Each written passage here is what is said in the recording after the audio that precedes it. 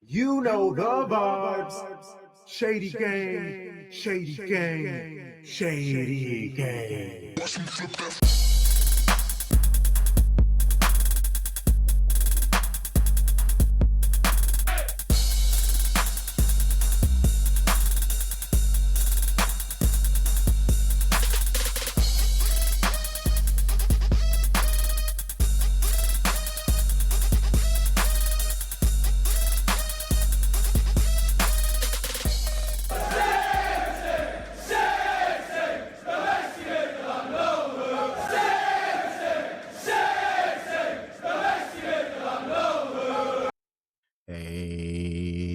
Hey, and welcome to Season 5, Episode 184 of Shades of Blue.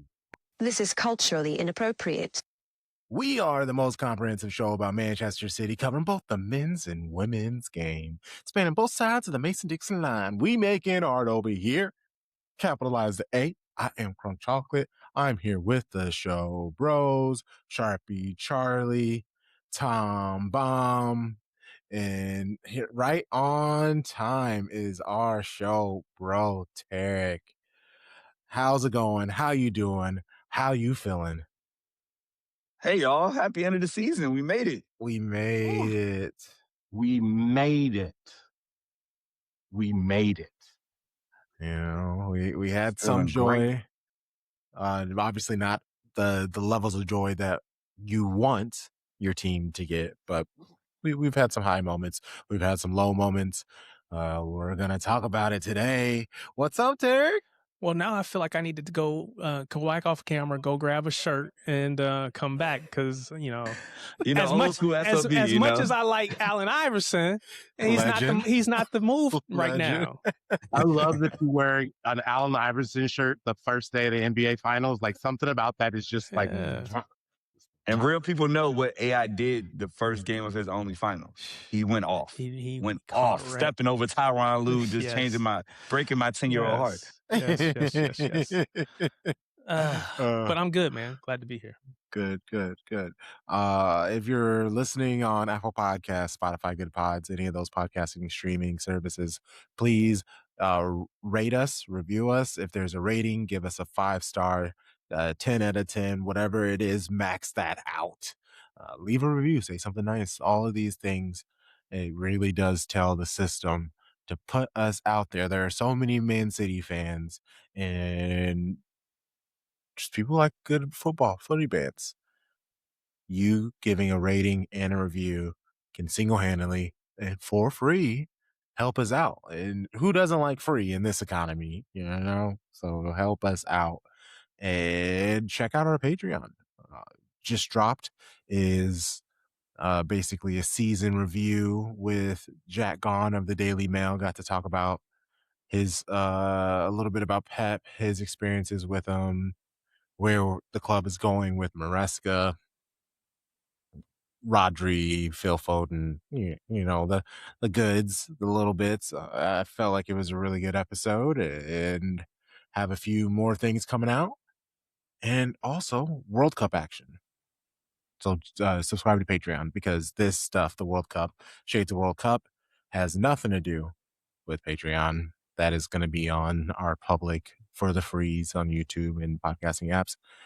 I have brought on 3 different guests. Ben Smith, he is a writer for the West Australian to talk about all the teams and to talk about Australia. I brought all these people on to talk about the clubs in Group D. So then for Paraguay, I brought on our good friend Roberto Rojas, associate editor at ESPN FC. And for Turkey, brought in our good friend Brad that we made this season of the Galatasaray show. So we'll talk about Turkey with him. And for United States, had brought on 2 most dope guests, Donald Wine and I don't know, Vince of Scuffed Podcast.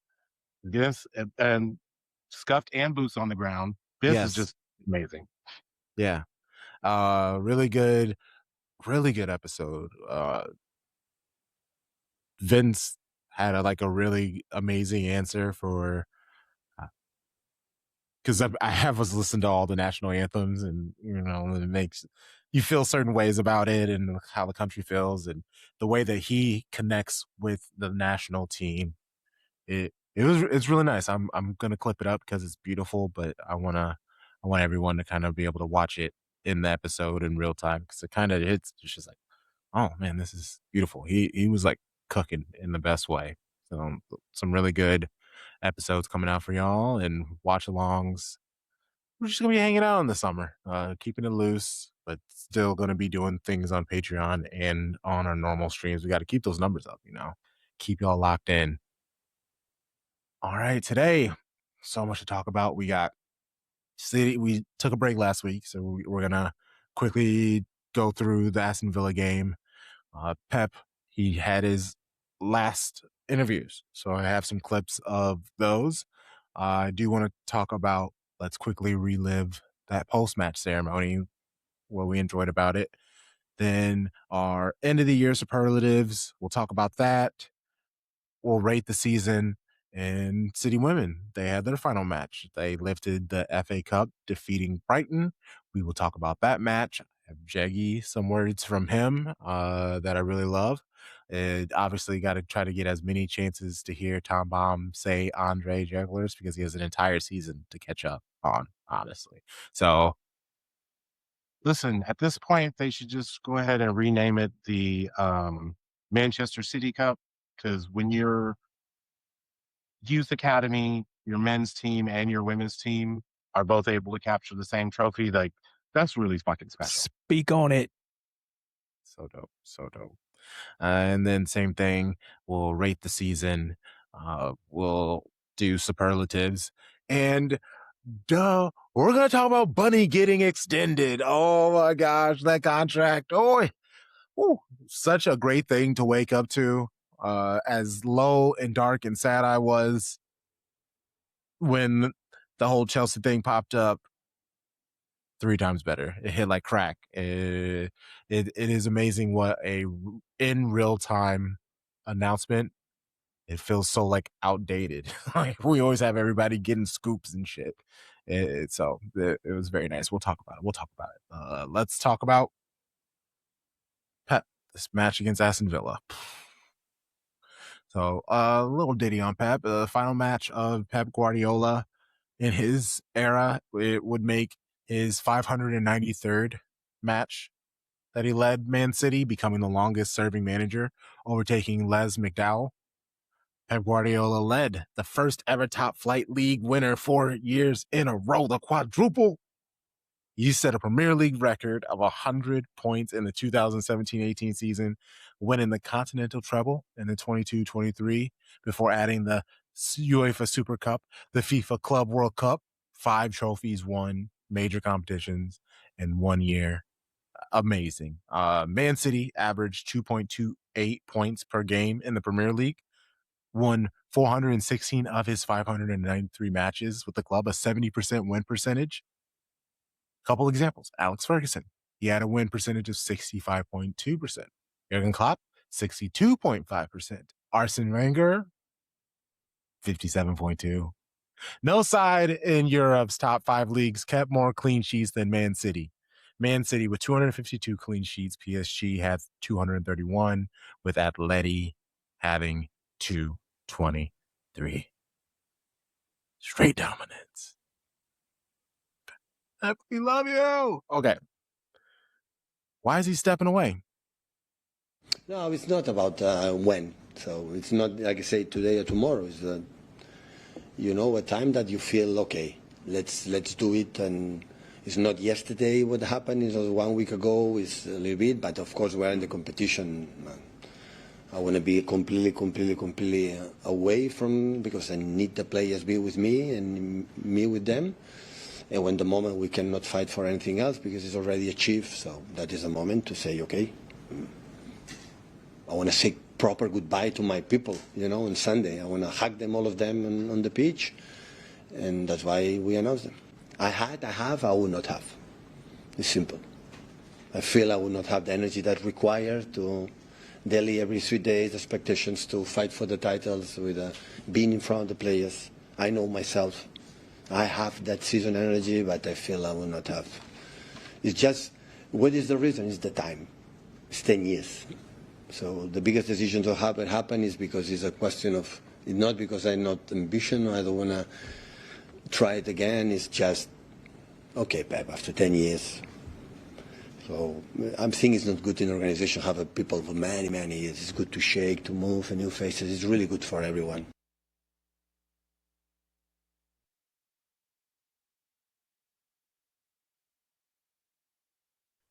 He's not wrong. He's not wrong at all. Yeah. Pep talked about the reason why he stayed 10 years. Cheeky and fair and allowed him to build the club and his vision. He like legitimately was just like, they protected me from a lot of the noise. And also the winning helps, but having this nice family of people, they allowed him to build the club and his vision. The success came from the tactics and the players on the pitch, of course, but it was the support from the people above that created the environment for Pep to thrive for a decade. 20 trophies, 10 years. Pep was asked, actually, hold on. Actually, I want to play this. This was after the co-op event. This is from the Jack Gone episode. He was basically just talking about his experience that night after at the co-op, the event at the co-op, the post parade celebration, and just kind of what he saw and how happy everybody was, partying and stuff. The Guardiola, Stones, and Bernardo. I think they were all sort of like cried out from Sunday, so there's been a lot of tears on Sunday. So Monday was just a massive celebration, and then the club and staff at the club and things like that. Like once the co-op had cleared out of fans and media and all that sort of stuff, they had their own party in there afterwards. So there was a few of us that had gone into the Northern Quarter in Manchester, which is like, for viewers that have not been to Manchester, it's the trendy bit with all the bars. So we'd gone for a couple of beers afterwards. I was driving, so I was on non-alcoholic. So we went back to pick my car up at the Etihad a couple of hours later. I don't know, about 12 o'clock, and it was still like the car park was still full. So clearly the party was still going beyond midnight. They must be having a good time. And I assume it was the men's and the women's side. They're all just partying at the co-op together. They have just this giant space. Again, look, he obviously was just talking about the energy there was really great. And he talked about the bunny announcements. He was there. He was just like, it was really special feeling the energy in the room at that moment. Can only imagine. So I know we're going to talk about this more, but I was going to say, like, for the club to hide it for that long and like let her be the one to break the news in this era of like news breaking journalists all around, that was crazy. Because I was literally, it's a Memorial Day here in America.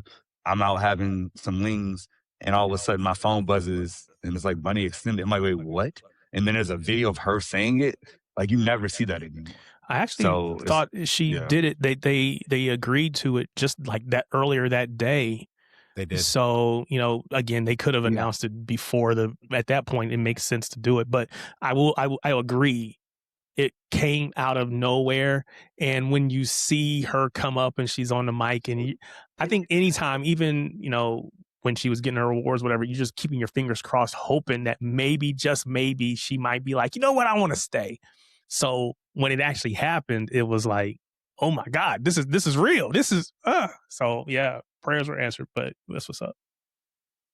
I think it just added to the celebratory nature of the event. Like, here you have these two clubs, like one, like this one club, like between them have already won 3 trophies with the attempt to like go for a 4th. And you're like, this kind of, and it's like, it's a going away party too. So like, you kind of have this feeling of euphoria. And he's like, you know what? We're just going to like, go ahead and keep the party going. You know what I mean? Like, like it just felt like the right time and place for that announcement and the right person to deliver the news. Yep. Yeah, she deserved it. We have been speculating going back to last offseason when I brought up the question, like, hey, this is crazy, 12-month countdown. What are we doing? And I just want to say, for both sides, men and women, that event marked the start of one era and I think the beginning of a next, right? On the men's side, you had the Pep era ending, and what do we do next? How do we continue greatness? And then on the women's side, it's like we are cementing, we're keeping our best players. We're not losing them. Same thing we did with Lauren Hemp, we now do with Bunny, and now it's like, let's push for all fronts next season. And I just love that the intent of the club to say, no, like we are going to be big people. And we challenge them, like, you say you want to be serious, be serious. And we'll talk about the numbers later, but boy, they are very serious.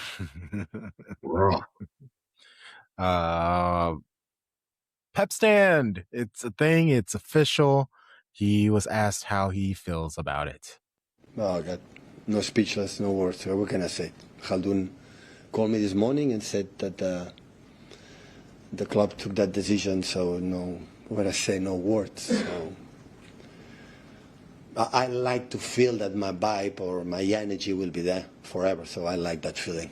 In the bad moments when someone want to look there and said Pep there and I'm the Pep, so okay, I will send good energy for the team, for the club. It's an incredible, maybe the huge honors I can get. Pep might not even listen to this show, and even he basically said, "You know the vibes, my vibes." Like, that was amazing. Honestly, I'm not gonna lie. He started saying vibes a couple seasons ago, and because he's locked in. He pays attention on social media and stuff. It's just like he's only 55. You know, he's with it. You know, I get it, Pep. You know, got to stay hip. These vibes. Yeah. Can hear him say the vibes all the time. Unfortunately, we're not. He's leaving. What plans? Do I not have that? Oh my gosh. Scrambling. Pep on. Oh, yes. He was just like talking about he wants to step away, take some time, and do some weird things. And I believe it was Jack too. Jack on. He was just like, okay, so what are these weird things that you want to do? Nobody cares. Nobody cares. Like True said, like once he leaves, obviously people are going to care. He's already golfing. I saw that he's doing a golf tournament. I feel like that's all we're going to see him doing a lot of late now. It's just like golf and stuff. He was wearing Puma gear though. So it seems like he's got a personal deal going on with Puma too. So Pep's he's gonna keep getting paid. All right, this starting 11: Trafford, Lewis, Stones, Diaz, Ake, Silva, Gonzalez, Savinho, Semenyo, Foden, Reinders. No Rodri, Gahey, Huzanov, or Holland. Jokingly, I posted that there were only 3 players that are guaranteed to be on the roster next season: Foden, Semenyo, and Diaz. Like Stones and Silva are retiring. The rest, if any of them left in the summer, I wouldn't be shocked. I'm not saying I want them to go. I'm just saying if it happened, I'd be like, of course it did. What about you, Show Bros? Thoughts on the lineup? I mean, we can really just get into the match because obviously it's happened. The team was shit, unfortunately. Yeah. What a week later sticking with any of you? I just watched the minute 40 video, and what I forgot about was this. The first half, we created chances, right? Like, the keeper was going crazy. Like, he made some incredible saves. Like, that save on Reinders was so good. Like, one hand, thing falling the wrong way. We should have had a goal. There were some other shots that were really good. And then Ollie Watkins just came in and said, you know what? Forget everybody. I'm going to make this about me. And I thought it was pretty selfish of Ollie to ruin our moment because you didn't need this win. You didn't need those goals. Like, what was your motivation? Unai, why did you do that? Like, I don't understand it. I still don't. It was kind of rude. Like, just lose on purpose? Like, I guess. I was irritated. It would have helped the league, too, because if they would have lost, they would have got 6, and that would have been another spot in a UEFA competition for the Premier League. But because they won. Take the L for the good of the group.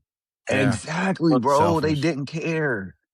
No, their team got stronger with his subs. Actually, it was actually kind of funny. It was like, bro, like Sharpie said, what are you doing? Like, at the beginning, I'm like, oh, like he don't care. They just play. Well, didn't they? They already won the Europa. Yeah, right? They won it. Yeah. So like, you won a Europa. You're on the beach. You're hanging out. Look at that 11. It's not great. Like, okay, cool. And he's like, nah, gotcha. Not so fast, my friend. Little Lee Corso there. And boy, did he ever. I saw the lineup and I knew Pep was like, man, don't nobody care about this game. We got to play it. These players is already at the World Cup. They trying to protect themselves. They trying to do whatever. So, I got to put 11 players out there. So I got to put them out there. But, man, nobody care about this. That's how I look at it. And so, you still want to win it just because you got 11 blue shirts. So you want to win. But it was nothing hanging on this game. It was just, we seeing the season out and hopefully nobody gets hurt. So, didn't really care too much. I believe he picked the only 4 outfield players that are consistent players that like aren't going to the World Cup. And like it was Foden, who obviously didn't get to go. Savinho wasn't called up to Brazil. Nico wasn't called up to Spain. And then Rico wasn't called up to England. So like he had to pick those people. And then the rest of y'all was like, just go out there. And they're clearly playing to be like, hey, I'm not messing this up. Yeah. We have bigger fish to fry this summer. Everybody knows it. And it made it like a calm watching experience. Because it's like, whatever happens, happens. Like Pep said, the vibes are what they are. Like, if we score a lot of goals, great. If we don't, okay, it doesn't really affect me. If we had gone into this season like we've gone into other seasons in the past where, on that last day there was actually some jeopardy, we could win or lose a league in that moment, we would have gone strong. We would have, did what we need to do. But I just think that once the league was gone, there's really truly nothing left to play for other than we just got to see the season out. So again, I was good with it.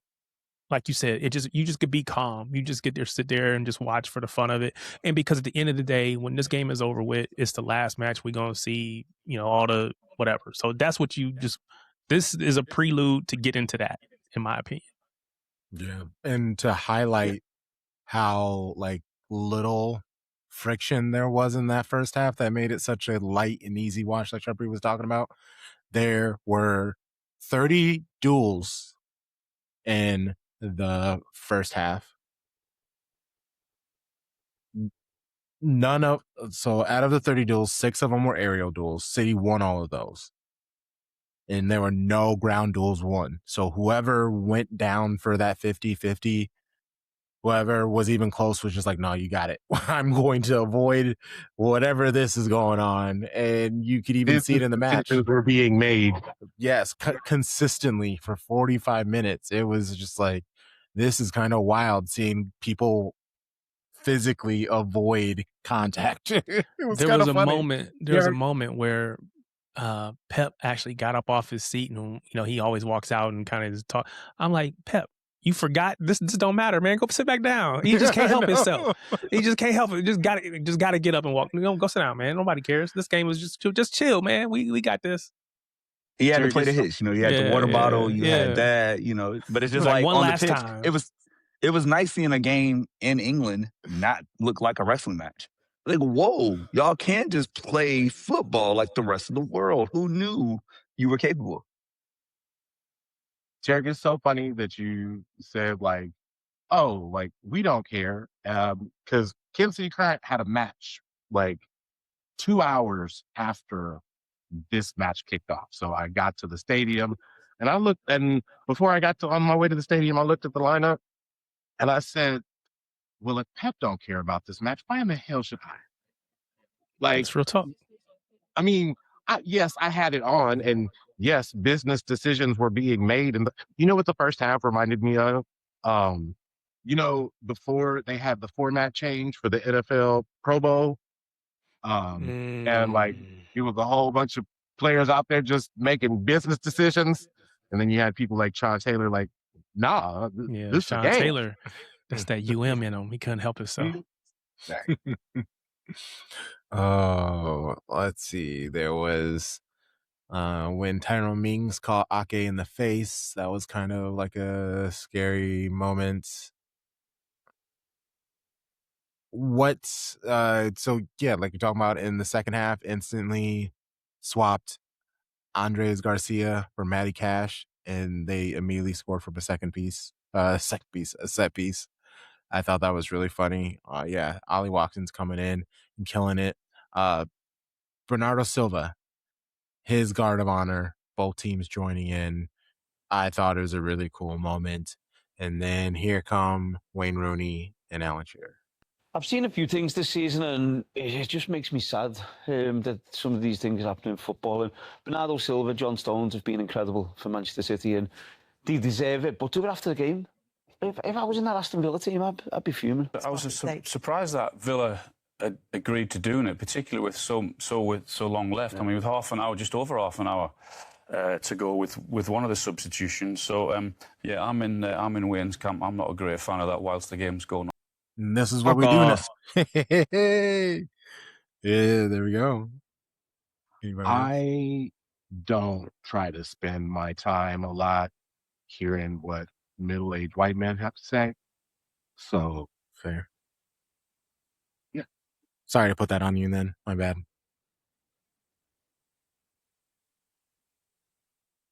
I mean, it is what it is. They can say what they want to say. Like, I don't have to listen to it, nor do I have to care. Like, I mean, I can have my opinion of it, which I think we're all in agreement. Like, that's some bullshit, but whatever. Like, my feeling is like, if that was Liverpool as the last match, and we knew Salah was starting, like, I feel like knowing the type of player that Mohamed Salah is and has been, not just for Liverpool, but for the entire league. Yeah, like, you appreciate the greatness that's within your league. Like, and when it decides to go, like, you honor that. Like, and to not do that, to me, feels like a dishonor to the league, but like, roll how y'all want to roll, whatever. I don't know. I'll just say this. We all knew that this game meant nothing. If the game meant something, neither club would be ready for a guard of honor because the game means something, and we're not going to do that at that moment. So, yeah, Wayne Rooney in a normal situation, of course. If we beat Bournemouth on Tuesday, then it's all missiles go on Sunday, and we just going at it. And I'm sure that Unai's lineup probably would have reflected that too. Because I think if he knows that, hey, we got to bring our best because they're bringing their best, well, let's go at it. I don't care that we just won Europa League. But everybody knew what this was. You could even tell at the start when Unai gave Pep the gift, this was a celebratory event, right? We're playing this game, but we understand the moment is different. This is the end of an era, a decade of brilliance for players and a manager who have changed the game in England. Respect was given. And I think that's where, like, when you have pundits, not so much Alan Shearer, because whatever, he played for Newcastle, whatever. But, like, Rooney's bias is always going to be there, as is every Man United great that played. So you rarely hear them actually give credit to City or not take a chance to make a dig when it's like, guys, like, we knew what this was. Yeah. Fair. Don't care what they think. I mean, again, you could say, like, could they have done it before the match, after the match? Maybe. I don't care. At the end of the day, there was nothing riding on this match. So what is the problem? It is what it is. I understand it's different. It's not what they're probably used to, but I don't think there's no harm, no foul in this case, in my opinion. So it is what it is. For me, it was a good moment to see how they got to be shown that love, and just to see how they impacted the players, the coaches, the fans. Yeah, it was a good moment. It was a great moment. Why they got to ruin it? Lastly, before we get out of here, I have the dog about this. Phil Foden offside by ass. Like, what? You cheeked up out there, double cheeked up. Listen, too much ass. Too much dance, too much booty in the pants. I don't know what to tell you. And I hate that, like, they couldn't show it all the way, because, again, like, I don't think they lied, and, like, people were like, oh my God, it's a conspiracy. I'm like, no, they just don't rotate it fully so you see the cheek hanging over the line. But that's really what it was. Like, I want to see over the how line. much of the meat was How much outside, of it you was know? over there? It was like just the top part. It was like Not the the whole Hey, it's meat. pride. Not It's the pride. meat. It's pride. It's pride. The It's meat is crazy. pride. That Pride Month, It's no, I pride. almost said pause, but I was Relax. like, that's not pride worthy. You don't need to pause in Pride Month. But that's hilarious, though. But also, that's another way you could be offside if you want to say you could be offside by the meat. You could do that too. I mean, facing the other direction. Exactly. Goodness gracious. Actually, I think there was somebody that was offside that way. I don't remember who it was, but I think there was. I'm pretty sure there was. I think it was. I think I know what you're talking about. Yeah, Yeah. there was. After that. Yeah. Yeah. Wow. Okay. So the post-match situation, obviously seeing Eddie and Gundo back was fantastic. Them being able to get that love. Gundo was able to experience it already because he left and came back, but Eddie left in a very contentious manner and wasn't being talked about well from the fan base. So for him to be able to return and get that love, it made me really happy because y'all know how I feel about Ederson and what he's been able to do for the club.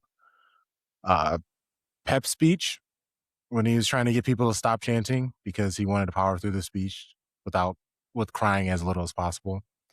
And naturally, my favorite part was when they went, and now John Stones, and they cut to Bernardo's French bulldog, and then pulls up and he starts coming. It's just like that's one of those situations that unless you know, but as a City fan, it's just like a really funny, sweet, like little cherry top on the whole emotional day. John Stone's emotions after he got subbed out was probably what broke me the most that day, because it was like you could see everything he's gone through come out. And we know injuries derailed his time there because he could have achieved the heights of Virgil van Dijk had his body said, I got you. But when he played, he played. And, we could joke about him and, call him Mr. Glass, whatever, but he had probably the greatest peak of any center back under Pep that season, that trouble season, the way he just took over and revolutionized us for that year. And then just to see him on the bench, like just going through it. Like I love when players have that emotion because you know how much it means to them. You see it. Like we all think it and know it, but when you can see the evidence of like, hey, like everything is done now. And he's not leaving by choice, right? Like if City would have given him a contract, the man would take it. But the club has to do what's, best for the club. And it's just like, damn, like that's the human side of it. Because I've been conditioned to move on and say, hey, players got to go, whatever. But when you watch that and it's like, oh, you really love this and it means so much to you. And that like Stones 5 shirt is going to be something we always remember. Yeah. Oh, goodness. We appreciate everybody. Final thing before we move on. In his last interview as Manchester City's manager, Pep said Bernardo crying was when he was subbed off is why he started crying, because they showed Bernardo and then they flipped quickly to Pep and Pep was crying too. And he's like, he told me he wasn't going to cry. I told him not to cry because then I knew it, once he started crying, I was going to start crying. And that's exactly what happened. The rest of the interview was sweet, reminiscing about his time with the club, how he fell in love with Manchester. But this will be my last clip of Pep as Manchester City's manager.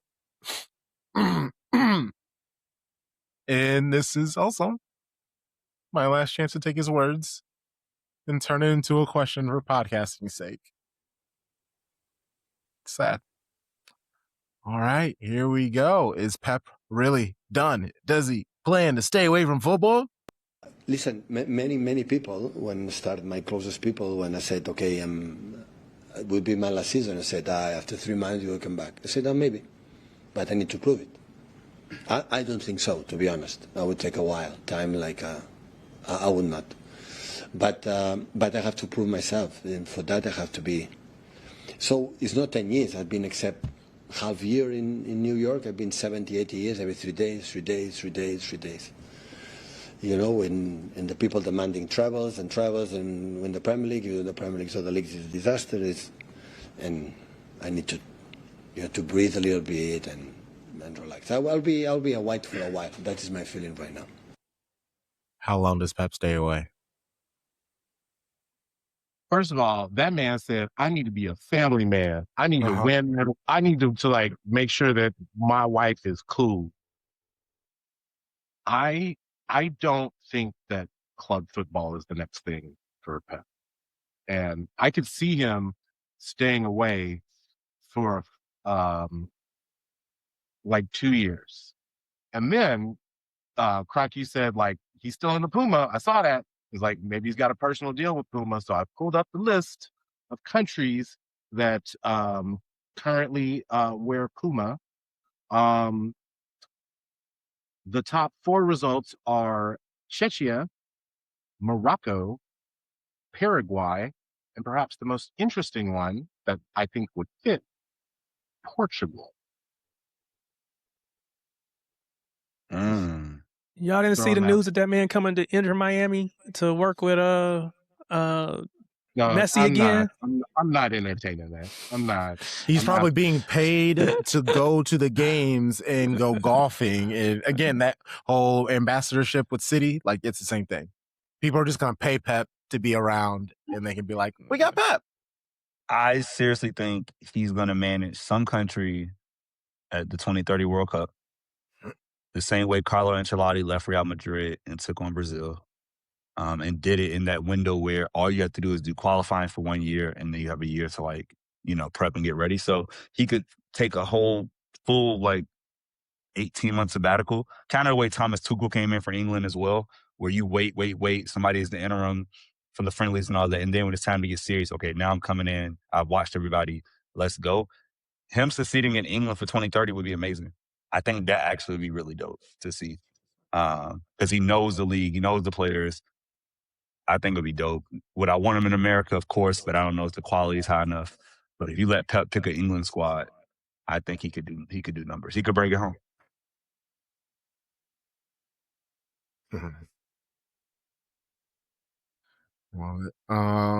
Okay. My fever dream is that Pep is the head coach of FMF of Mexico. Oh, that's kind of my fever dream. Oh, I think that, like, watching him adjust to CONCACAF would be just mint, just absolutely mint. All right. We're going to skip through some things. I just want to give a final goodbye to Pep, Bernardo, and Stones as a chant. Although we've come to the end of the road, still I can't let go. It's unnatural. You belong a blue. Blues belong to you.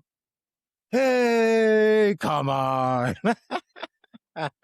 Oh, gotta have a little bit of fun. That's impressive. That's impressive. Better than playing a clip and getting it banned. So bravo. All right, let's quickly grade Man City season. Traditional American style. Let's start off with the teacher. Show us how the grading works.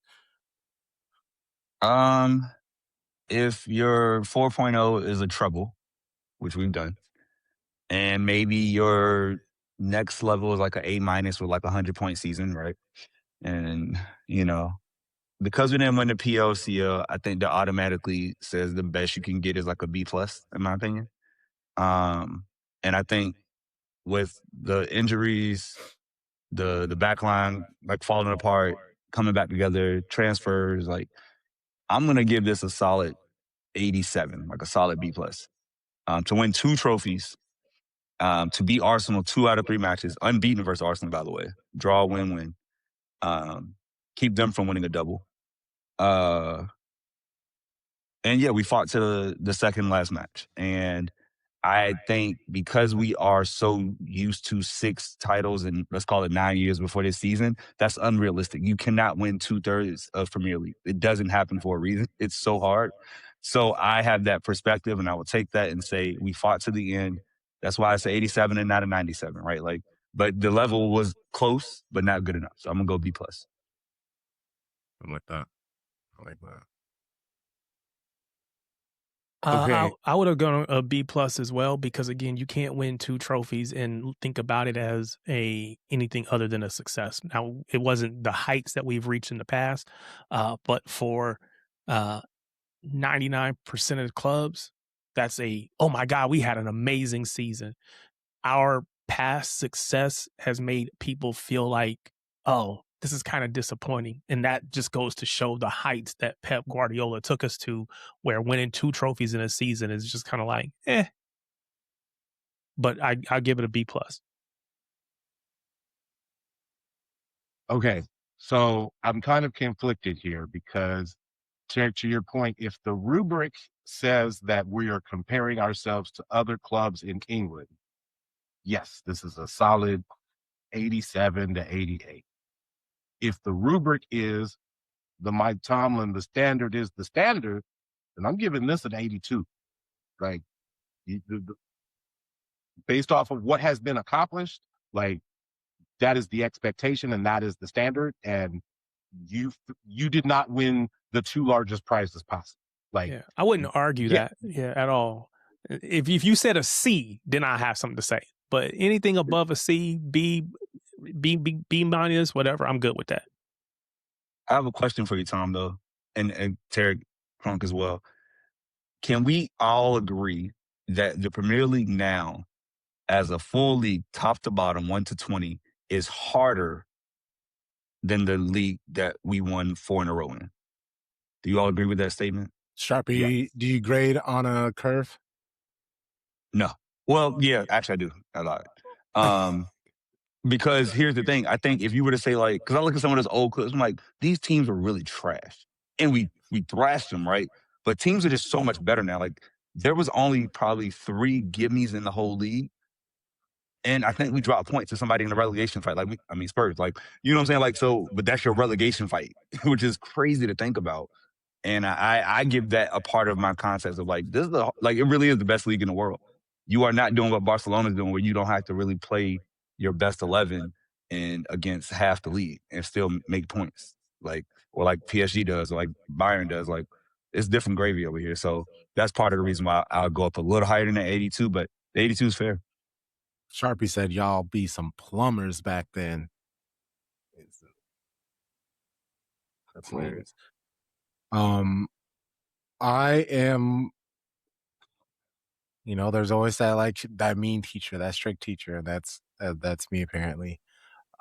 The loss to Leverkusen and Bodo Glimt, like, they had a refund city. That actually, it was the Manchester Derby and then Bodo Glimt back to back. So that, like, it was just like dark times, the crashing out against Real Madrid the way that they did.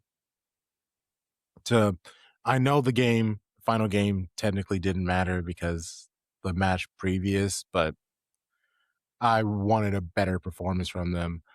Oh no. It took a lot of saving at the end of the season from the Bible Boys to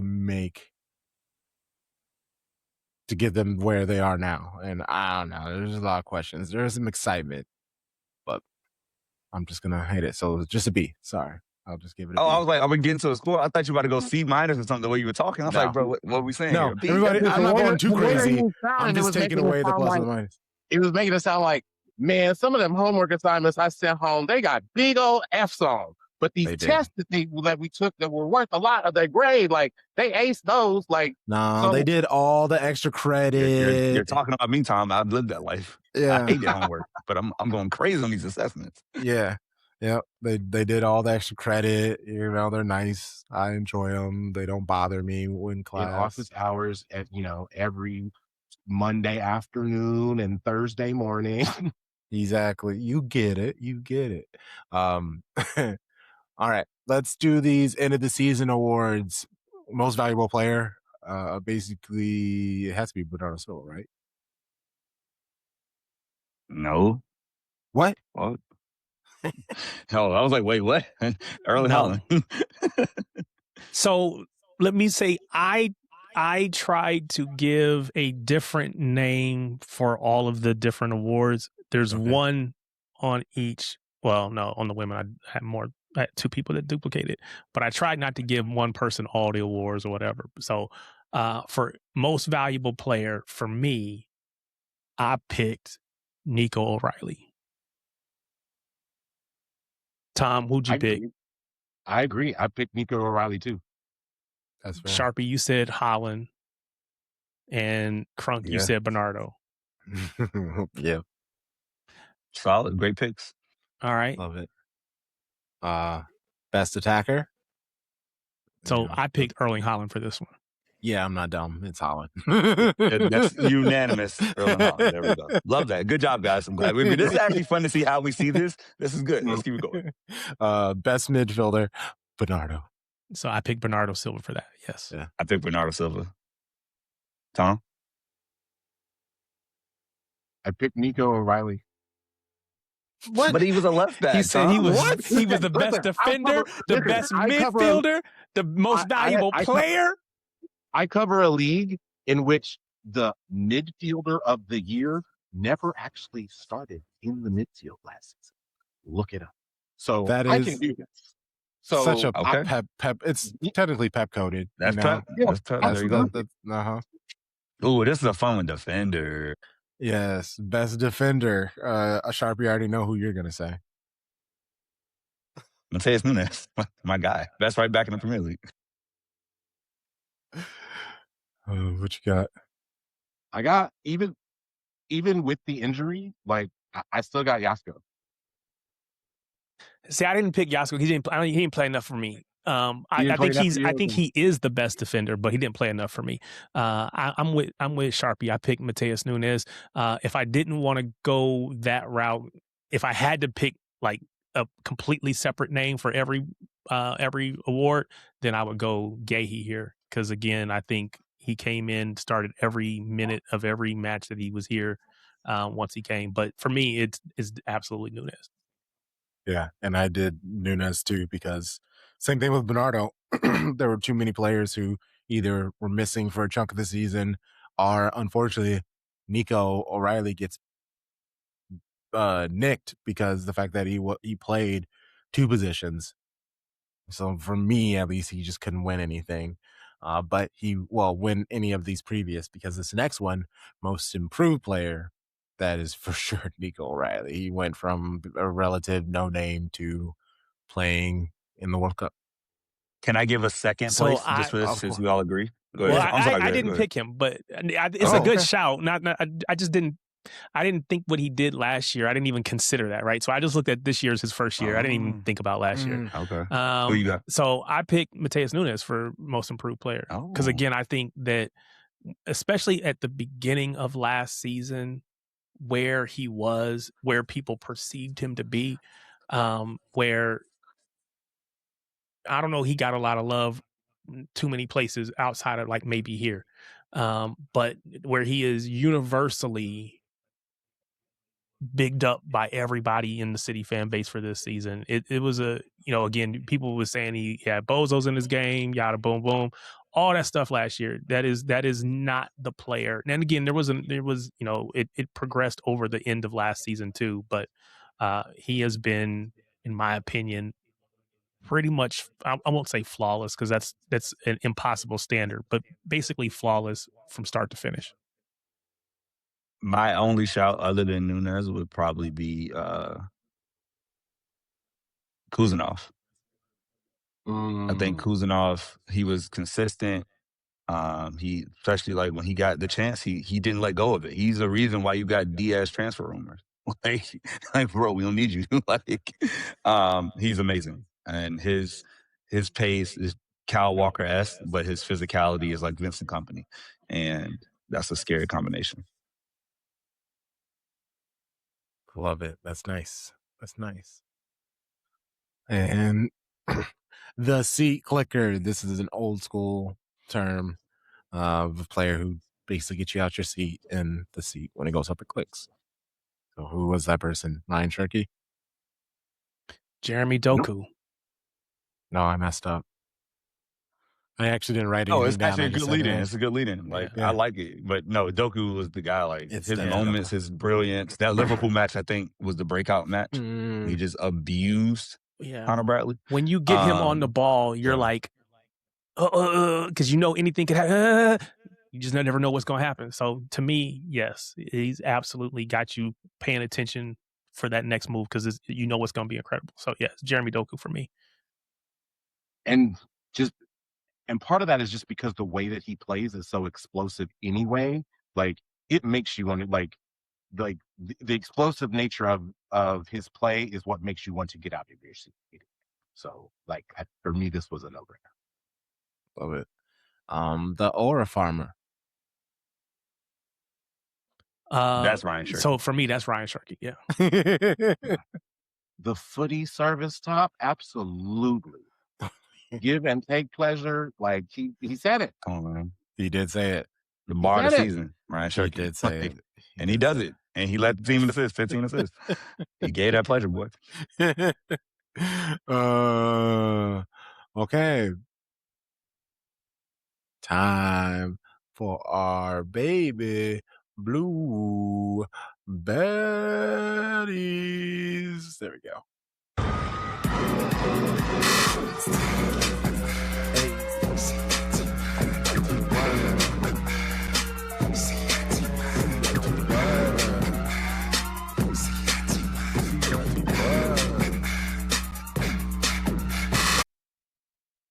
Bunny extension at the post-parade event at the Co-op. Bunny Shaw announced she has signed a contract extension, keeping her as a baby blue baddie until 2030, allegedly earning, at least like the numbers vary, 1.4 or 1.6, but there are talks that there can be bonuses that can hit numbers.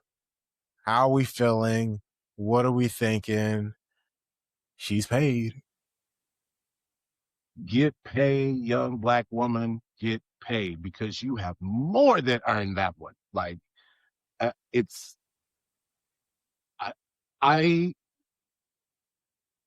there's one person that I've been harder on throughout this season than Andre Yeglers, it is Tara Sorskin. Like I have not been kind to that lady even a little bit, not even at all. And then,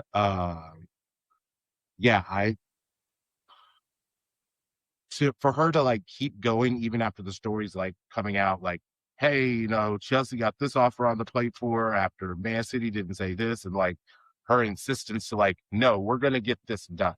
Like, what do we have to do to get this done? And like for it to get it done at the parade, at the celebration at the Co-op. I think that's the other thing. Like, like we win the league, but like the day after you're hearing these stories about Bunny leaving, and then like she scores those 2 goals at West Ham, and there's like, like real nonchalant about it. And you're like, oh, this like, yeah, we won, and that's amazing, but like, dog, this is my favorite player on the team. Like, and like she could be everybody's favorite player around the league. We know that she is without question the best striker in England. Like, most likely the best striker in Europe, and definitely has a shout to be best striker in the world. Like, you losing a player like that would have just been heartbreaking and demoralizing. So like, I think that there was this like weird dichotomy of like, yeah, we won. It's like, damn, but we about to lose our best player like next season. And then for like her to make that announcement that she was staying, and for it to be her that made the announcement, it was like, I can finally celebrate this. Like, this is something that like is going to be good. Like, yes, like let me celebrate them. I just want to say this. Her and Harry Kane are the only players that I've looked at between the men's 5 leagues and WSL that have won the Golden Boot with an 8-goal or more difference. Kane's is ridiculous, like 17 more goals than the next person, but she's 21-13. Every other league was within 5 goals. Like, she is so far better. And that's before you get to the assists she contributed in the league. And then when you bring it to all comps, it's 1 goal contribution every 67 minutes. That's video game numbers. You do that on FC 26. You don't do that in real life, but she does. And so I said something on X about, her knowing her worth, her and her team. And I think Flops was like, hey, actually, I really like Bunny was the one who actually like got it across at the end. Like it was directly between her and the club. So I'm like, oh, she's a beast on and off the pitch. Because she knew her number. She knew what she wanted to get to. And as we talked about, she deserves to be the highest paid player in the world. I want to say this. I'm done with the conversations because there's never another name when we talk about one of the best strikers in the world. No, she is the best striker in the world. Her team, her club does not play in the best competition. So therefore she won't get like the Ballon d'Or shout. But if you put Bunny Shaw in Barcelona, you put her in Bayern Munich, you put her in Wolfsburg, you put her Arsenal, like you put her any other club, that club is probably going to win. Or Lyon, like imagine if Lyon would have had Bunny against Barca. It's a whole different final, right? So I just think she is the best striker in the world. And thank you for getting it done. And it's about time. Is there no way in the world that she can win Ballon d'Or without being in Champions League? Not the way they vote.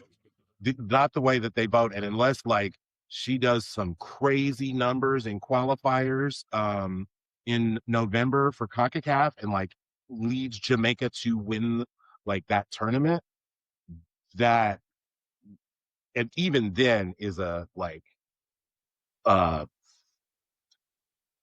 top 5 at best. No, that's fair. Yeah, that's fair. The Jamaica, unfortunately, because they're not in big opportunities and cup competitions like Euros and AFCON and things like that, kind of handicapped.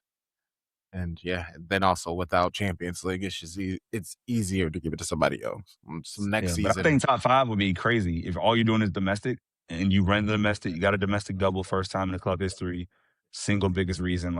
I would take that as a win if she makes top 5, because certain players, it'd be like her, Bonmati, of course. You might get Russo for Arsenal making their run.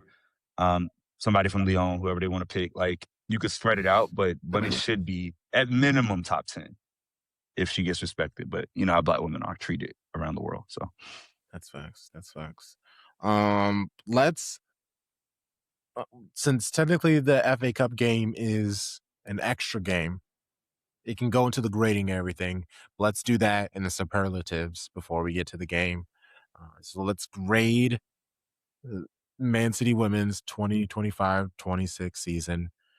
I'll go right back to the teacher he set a really good grading scale for us the last time with the men. So I'm very interested to hear your thought process with this one.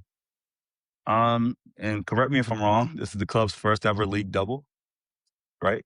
I believe so. League and FA Cup. I'm gonna say that's an A+, because you couldn't win Champions League, and therefore I'm not gonna take that away from you in trying to get a treble. I'm not gonna say the League Cup was you had to get a domestic treble to make it an A+.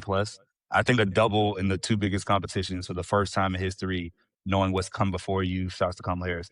I think that it's an A+, and not 100. So that's what I was going to say. 97. It's not 100, but if I was going to ask you, what's the grading scale? Because if I give you a 96 to 97, 97 A+, what is 96? Yeah, 97 up is A+. Actually, it depends on your scale. I think it's because the 3.7 gets you, I think gets you A+. Because you got 3. I'll say 3.8, 3.8, 98, I guess. But I'll say I give it a solid 97, 96 and a half, 96, somewhere in that range. So it's a solid, very solid A. The League Cup would have been perfect. Yeah, exactly. Mm-hmm. Yeah. But we made it to the semifinal, right? Or was that we lost to the semifinal? We made it to the semifinal, and we've had so many chances in that semifinal against Chelsea, and we just did not capitalize on them. And Chelsea had one, and they made it count. But I also don't think that you don't get that 5-1 ass whooping of Chelsea unless you lose that match. I think that there's something about that match that kind of that. Yes, exactly. As Chelsea Crown midfielder Corey Bethune recently answered one of the questions, always get that back. So I think that that was part of it. I'm putting this as a solid 97.5. Andre Yeglers has clearly put two trophies in the cabinet. That's something we hadn't done since literally the first season of SOD. And we've been doing this for 5 seasons. So, like, to put 2 in there, like, make up for that gap of 3 years that there were no trophies, like, yeah, that's good. And because he's the only manager, and we know he won manager of the year in the league, I want to give him a shot because you integrate a first-year center back to the league, starter right away. You integrate Sam Coffey midseason. Somehow you work over there blinking, hey, you started the first half of the season, but this vet's going to come in and get us over the line. But we still need you, so stay ready. And then in the front three, you're able to withstand injuries and keep it rolling. Mary had to get work back in. Alba missed time. Carolyn, I think everybody missed time except Bunny for the first time. And so, and Viv missed time. Like, it was beautiful the way he worked everything and it just took Casper out to a new level. Greenwood became a full-time left back, went to a new level, set piece maestro. Like, every decision he made worked. And for us to get that cushion we had, we could withstand the Brighton loss late in the season and still push on. It was an amazing season, and one that we've been waiting for. And like, when you lose on the last day by goal difference, you appreciate winning ahead of time so much more, and like not having that stress. And like we did with the men this year, right? And trying to figure it out. I know we smashed people. So shout out to Juggy. Yeah. Again, being tough. 95. No reason. Just we'll take it. That's great. 95 is amazing. 95 is fantastic. I wish I got more 95s. All right. End of season award. Most valuable player. Khadijah, Monifa, Bunny Shaw. Yeah. So I have not paid as close attention this season as you guys have, but it's obvious that this answer is Khadijah Bunny Shaw. I don't care how many games I watched or didn't watch. This answer is there's only one way to answer this question. Yeah. Men lie, women lie, numbers don't. Bunny Shaw. Yes. Best attacker, back to back, Bunny Shaw. Yeah. Again, like Sharpie said, a lot of the players were injured. So like Bunny was the consistent out of all of the attackers too. So best midfielder. Now we get fun. This is fun. For me, I picked Yui Hasegawa. Now that doesn't mean that she had the best season, because maybe there's other people, but for me, it's always going to be Yui Hasegawa. So I'm going to go there every time. Tom? I have to go with Viviana Miedema. Like, just to like watch her evolve from being that fox in the box striker to like, no, I can see the whole field and I can hit that cross field pass, and like I'm gonna make this entry pass in. I'm gonna set up my teammates in a way that's gonna make them look good. And like, yeah, I can still cross the boxes and get a header when I need to. Like, I can still get those goals, but like knowing that that's what the team needed from her, and like seeing that's what she made for the team, like she was got to be my answer. I'm gonna go. It was between those two for me, and what put me over the edge for Viv is that Yui said it's probably her worst season. Yeah, I heard that too. Which is crazy because that's her standard, right? She knows what she could be, and she was like, yeah, I messed up a little bit. I could have done more, blah, blah, blah, which is still excellent. You're still team of the season. But yeah, Viv is the 10, 15 goal contributions in the league. That presence, man, like her in the box with Bunny, what do you do? The pass that she could whip cross field, the way she could drive her engine grew. Like, she got better this season, so much better than her debut season. And I think she also stayed mostly fully fit, except for that one little spell she was out. Yeah, I give it to the 10. The 9 and the 10 held it down. Agreed. Miedema. Yeah, she's been fantastic. Yui, to me, the reason why she didn't win it, because she is the one who's going through, you could say, like the biggest change, because she was so focused on having to be like defense and keeping everything nice and controlled.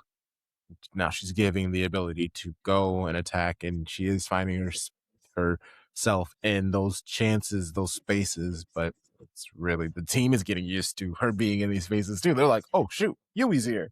The only person who understood what Yui was trying to do was Aoba, because she's a Japanese teammate. Because they play together a lot. Mm-hmm. All right. Best defender. This is interesting.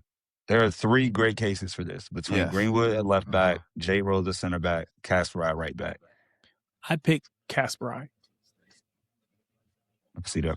When I looked at, and I don't have it up anymore, but when I looked at the stats, she had like the most interceptions and tackles between pretty much everybody with the exception of I forget, but it was like pretty much head and shoulders above everybody else. So I had to go with her. Not bad.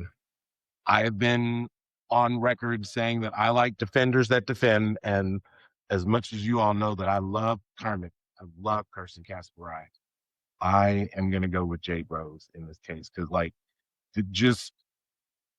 because, first of all, she did the one thing that made me the most happy.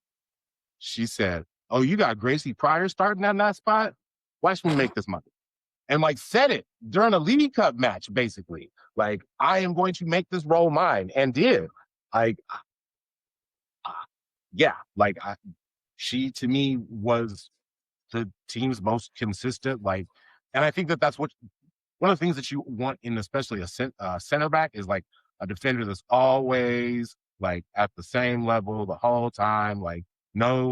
This, that. Yes, there are defenders that are like that, and they excite me greatly.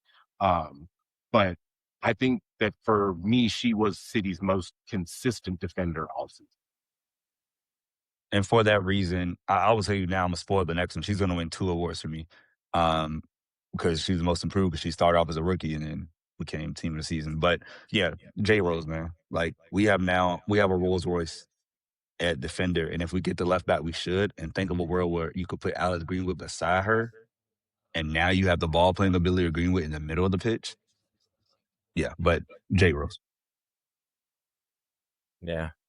Jade Rose, most improved. Yes, most improved is the next. Yeah, for sure. It can be most improved because we had little information to her being absolutely if she's not world class, because you want to be like, it's one season, 3 games into next season. If she keeps this energy, I'm going to call her world class. Yeah. And so this is where not having paid as close attention as I would probably have liked jumped in, but I went with Casperai again because I see the difference between last year. No, that's real. This year she had 16 interceptions or 17 interceptions. I think Jade Rose has 16, and then UE was at 36 or something like that. But she had 40 tackles. This year was insane. I had to go with Casperai. Love it. I'm going to throw a little bit of a curveball. I'm going to go Ayaka Yamashita. I think that her having the defined role of, hey, we're not doing this rotating keeper stuff. You are the lead keeper. Kiara's the cup keeper. And knowing that was just her role, and her role was to make sure that she was the goalkeeper of the team that won the league. And she did that. I feel like those boundaries gave her better freedom to get better.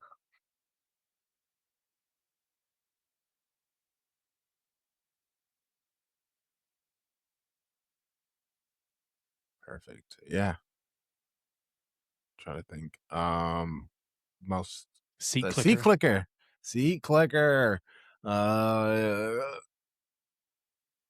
So I will tell you, I went with Carolyn. When I see her with the ball at her feet running at speed, it is like, oh my God, what is she about to do? So for me, I went with that.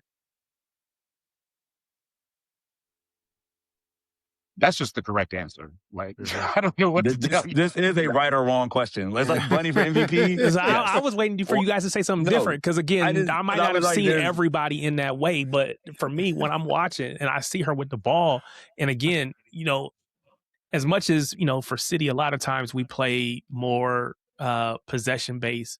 But there's some times when you just get that direct, give me the ball, let me just go. And she goes at you. And it's like, you're in danger, bruh. You are in danger. So, yeah, for me, it was Carolyn for sure. Yeah, I was gonna wax poetic, but then I can start talking about non-football things, so I just say Carolyn. So who'd you pick for Aura Farmer? That was probably the hardest one for me. I didn't know how to answer this one. It's a little different. Yeah, it's a little different for the women. So I picked not for the on the pitch, but I picked Mary Fowler just because model. So that's real. Yeah, it's valid. I'm not giving this to a player. What I'm giving this to are those bomber jackets that they wore. Those are crazy. Yeah, to the co-op party. Dog. Yeah. Those were amazing. The club went crazy with the celebrations.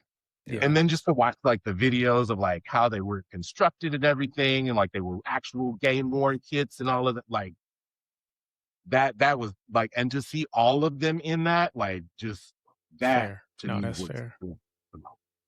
I got to shout, and I'm gonna do this because I think there's an aura to this, and specifically Sam Coffey's tuck shirt. She's the only one in the club that does it. It clearly is like, I don't know when she started it, but it gives Rodri vibes from the men's side. The picture of her meeting Rodri was crazy. She was like, could you imagine like how fast my heart was beating? I love me some Sam. I like Folgers in the morning. Go Sam.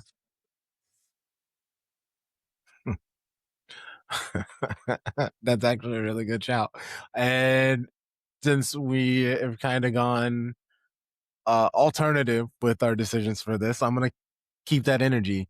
I'm going to give it Moonbeam. So many fantastic videos. Moonbeam is real popular over in the UK and so just crazy. Like, yeah. I mean, I have a few Moonbeam memes in my Man City folder. She's the best. Big fan. All right. Okay. That was great. Okay, cool. Now we'll go to the City women's match. The win in the FA Cup final against Brighton. Jeggy spoke about how amazing the last 2 weeks had been after lifting the WSL trophy, but he's looking forward to adding onto the joy with the FA Cup. Hopefully, was wondering how the last couple of weeks of training had been, like staying locked in while also enjoying the accomplishments of winning the league.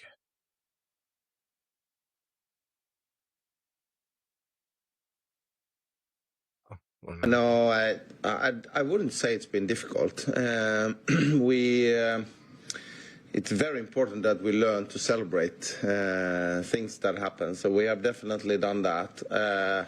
But at the same time, every time when those sessions we have had, the players have been fully focused. We've got what we wanted from them. So it hasn't been a challenge. A little bit less loading, so everything is about mentally prepared also for the game on Sunday. So now I think we have handled it pretty good. Handle it pretty good. He said that his players know, like, hey, when we at work, we work. But when we celebrate, but we also need to learn how to celebrate the work that we do. And when we do that too. We're pretty successful on and off the pitch. Brighton, they're a strong side. We saw that in the loss to Brighton a month ago. There was a giant dark cloud of uncertainty over the club against Brighton in that loss that had been handled. Bunny's contract. Here is Andre speaking about Bunny and the contract. Bunny has, for this club, the latest years shown what fantastic football player she is. And I've been working with her for 1 year. She's both a great person and a great football player. She has been a big part of the team's success this year. So of course, from that point of view, she's it's a great statement from the club, and also for her. that she shows that this is where she wants to be. This is where she wants to help the team to take the next step. But I think also it's important for the club to show that when all the speculation back and forward, the club has handled it very well. There hasn't been any kind of comments from us. Always kept calm in this. Also her, even though there's been a lot of media around it, I think we as a club have dealt with that very, very good.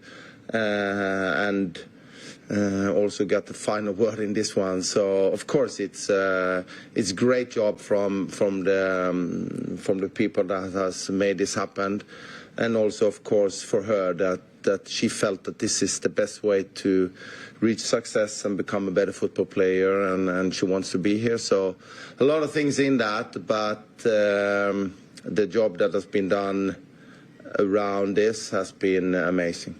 And I wanted to play all of it because he got every side. He got it from her as a player, as a person, to the club, to what the club did well. Like he covered all the bases. So I felt like it deserved to be played.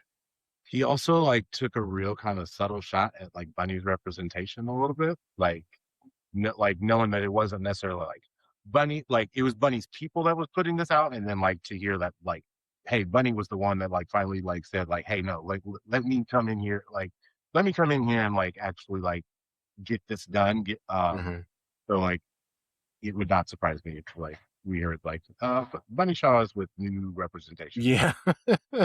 During the course of the time. All right. And I signed you after I signed this deal, so you do not get that agent bonus. Exactly. Okay. And then this was actually an interesting moment. And this was right after this question. They were like, hey, them re-signing Bunny is basically them showing that the club has ambition and you have ambition, so that's good to work at a club that is matching your ambitions, right? It's not my ambitions, it's the club's ambitions. So I'm here to help the club to win the titles. They are not here for me, so I'm here to help them.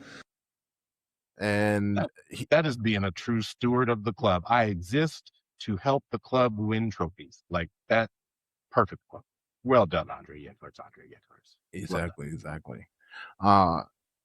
And yeah, it's one of those things like he goes on to say, I was told in our interviews that they're always going to give me a roster that can win the league if I do my job. So it's like, I understand. There's no need to like for the Bunny being signed to be like, yeah, this is why I signed here.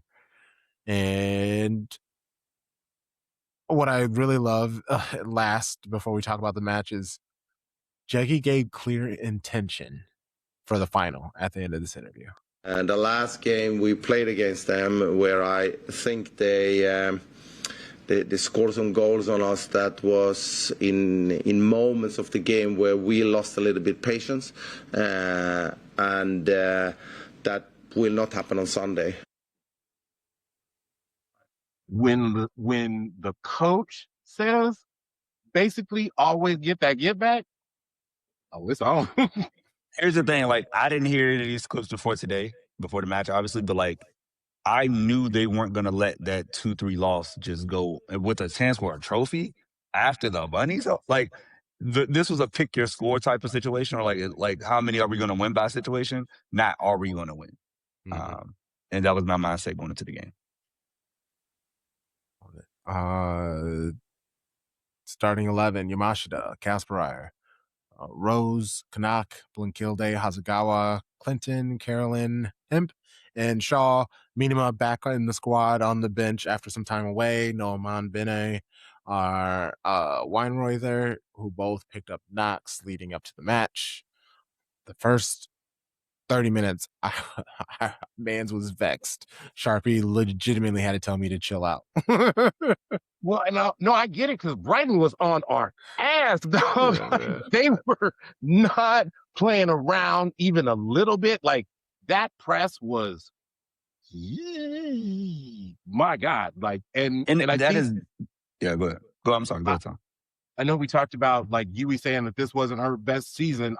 I it would not surprise me if she would admit that that was her worst match in a City shirt. Like, she did not play well at all. Not even a little bit. Like, that's the type of match where you go, hey, you're actually just small. And you sometimes you can't teach physicality. Like, you either got it or you don't. You can make up for it in other ways, but certain matches and certain pressing make you expose you. And that would have been a match where it's like, hey, Sam Coffey, we need you beside Blinky today. But it's hard to keep that intensity for 90 minutes. And it's hard to keep it for 45 straight, right? They got most of it, 30, 33 minutes, right? And then all of a sudden you give a little sniff. And so that's where it's like you withstand the rush. It's like college football. You know, team gets out of you early. They score a quick touchdown. Are you scoring every single time? Probably not. And I think that's what happened. City ended up wearing them out. Yeah, and was it Yui who made that through past the bunny that like hit her leg, and that was kind of like the first step? It was, yeah, because I remember during the watch along it happened, and it like hit her in the back of the leg. She lost it actually, and then it hit her. It was like that was so accurate. But after that, that was almost when Brighton were like, well, fuck, they haven't figured out, and that was around the like 33rd minute, and then a few moments later, there are a few more, and the passes just got more like in there because they were really doing a good job shutting out the midfield. They were forcing wide and trying to win the one-on-ones, and they were winning the one-on-ones. Vargas at Brighton sadly had Carroll locked down. Like, Carroll did not experience much joy in this match. Listen, that's one of them old school combo bowl matches. Like, that can go a whole bunch of different ways. That's real. And once I looked up her name on Fight Mob and clicked on her profile, I said, "Oh, Columbia. Oh, you know her. Like, y'all been doing this for years, and y'all the same age. Like, this is not new to you." And that might be the best left back performance I've ever seen on Caroline in the WSL. Because like, no, she got past everybody else in the league. We had to double her. Nah, Venegas, I got her 1v1. She went old school lockdown, Kawhi Leonard. Like, you can't get past me. That was phenomenal. That was really great work. She made herself some money. Yes, she did. But the goals eventually started. Who else but Big Money Bunny?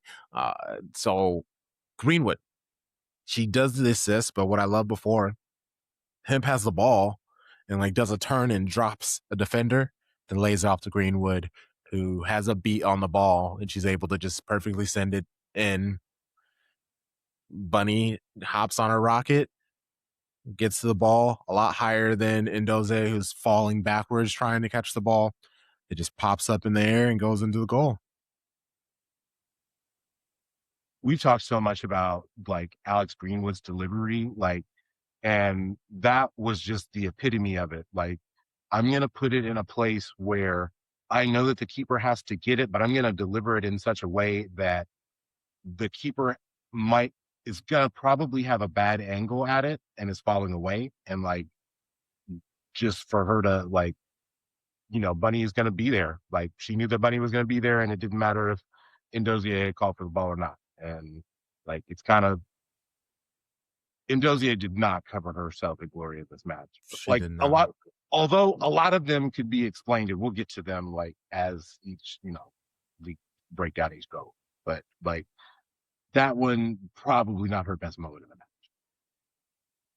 Yeah, it was sad to see, and you could actually tell after that match after that goal, because it kind of was silly, that her confidence was breaking, and then Alex Greenwood giving City the second goal lead absolutely crushed her. Bunny was fouled right outside the box, which was like perfect for Greenwood. When that foul happened, I said I was like, Greenwood, there we go. Goal, Greenwood.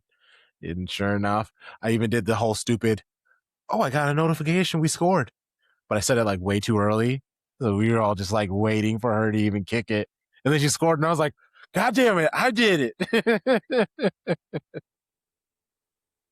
That was a very good free kick. Ndozie might not have been positioned in the best place. Also, like, I think that was a result of, like, she was looking directly into the sun. Like, so I don't think that she tracked the ball until it bounced. And once it Yeah, it was bounced, late. Yeah, that late bunch. And I think this is where even if you just put two people there, it throws like the keeper has to prepare for both. Like, and now I will say this: most left-footed players, I don't think they go straight at the keeper. I think they whip it right to the far corner. So I think that's what Ndozie was prepared for. Like, I got to be able to get to the opposite corner. Because Caroline theoretically to the right, she's gonna go to that side. But beautiful placement by Greenwood. She deserved the A and the G. And yeah, match was over. That was it. Game set match. Okay, and then the third goal. Honestly, the third and the fourth, the goals actually just kept getting more and more tasty. Sexier and sexier. Yes, that is exactly Yes. what it was. Like, because like that third goal, just like the amount of like movement and play, and for like Bunny to like peripheral see Alba there, and then Viv like, nope. Like, I know that Viv got the assist, but like I think she dummied it. Like, and so I'm gonna give it to Bunny. Right. But yeah, and like it was just such beautiful free flowing football, like from end to end, and like letting you know, like, this is some like getting out on the break, like this is some shit that Gareth Taylor would never. God no. Oh, but Bunny got this. That's her GNA. Yeah. Okay. Yeah. Her and Greenwood became the first teammates to ever get GNAs in a cup final, in an FA final. But yeah, great strike by, and it took a deflection, right? But hey, good. It went in that. It was fun. Loved it. And the fourth goal is exactly what Miedema has been doing all season. Like, at what we have been missing while she's been gone.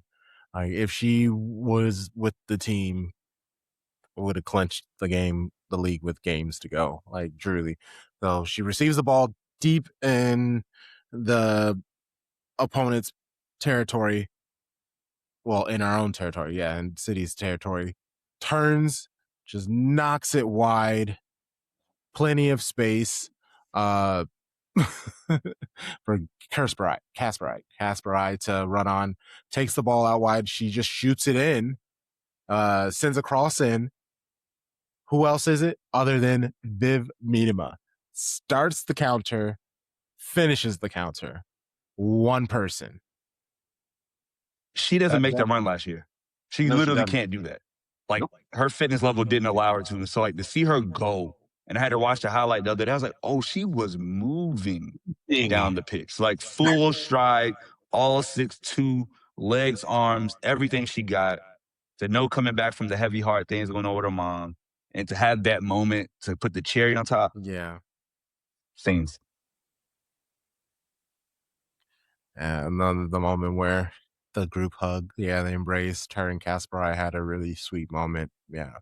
And like in the moment of the match, obviously I'm celebrating, so I didn't really think about it too much. And people have been sharing, obviously, content about it, and that was like one of the videos that someone shared on social media, was just like a close up to the moment and everything, so you could really see like the moment between her and her national teammate Kasper. It was very, it's like, I love this club. I love this club so much. I love those women. I don't know them, but they're all amazing, and just as a team, they're so great. Watch them struggle like they have the last couple of seasons, the ways that they have to then have this new start with this team, all with a really good age profile with the squad.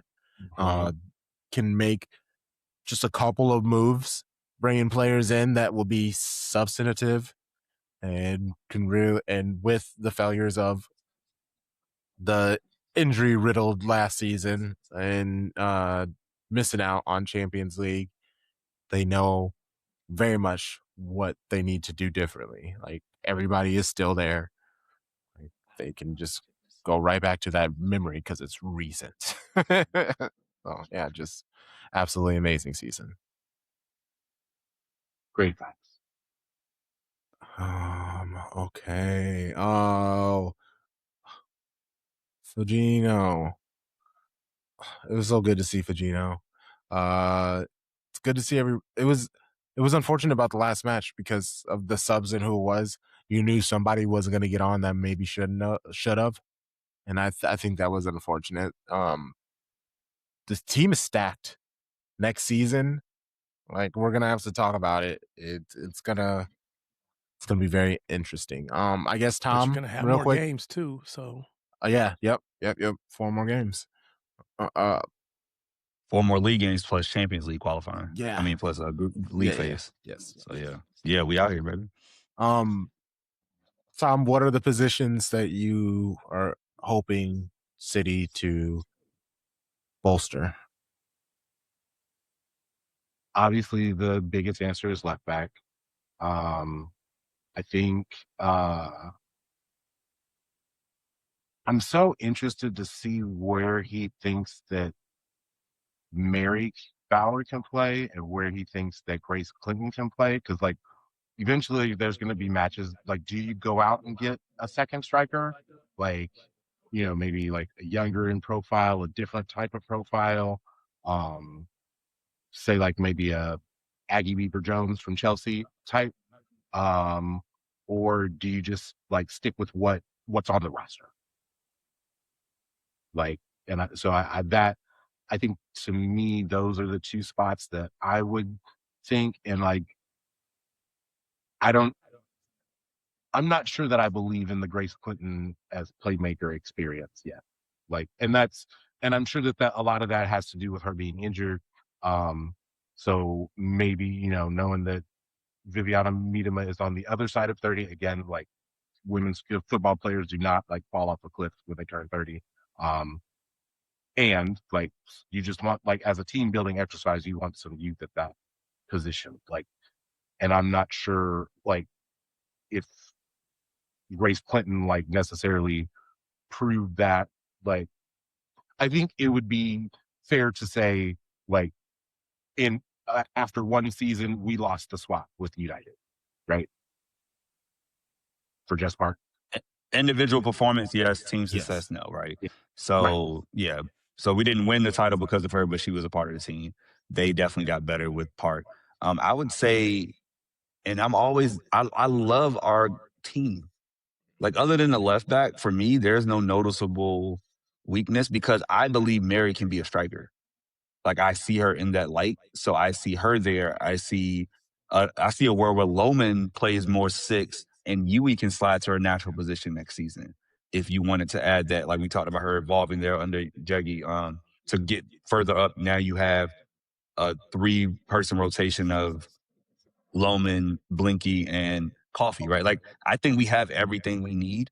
Anybody else is a bonus to this. But if you said we're fully healthy next year, we can compete on all fronts for sure. Yep. Left back is the main one. I'll say, do we have an option at left back that's currently on the link is Niam Charles. Okay, so not somebody that's on the roster already. But I did see that. Tell me about her. I don't know enough about her. So theoretically, one thing that could, like, as the roster is constructed, you could put Iman Benet as the right back because Kirsten Krasperai can play both sides and put her on the left. Yeah. I was going to ask if she could play as a defender. Yeah. As far as Neem Charles's profile, like, she is definitely one of those wingers turned left backs, and like I said before, I prefer defenders that defend.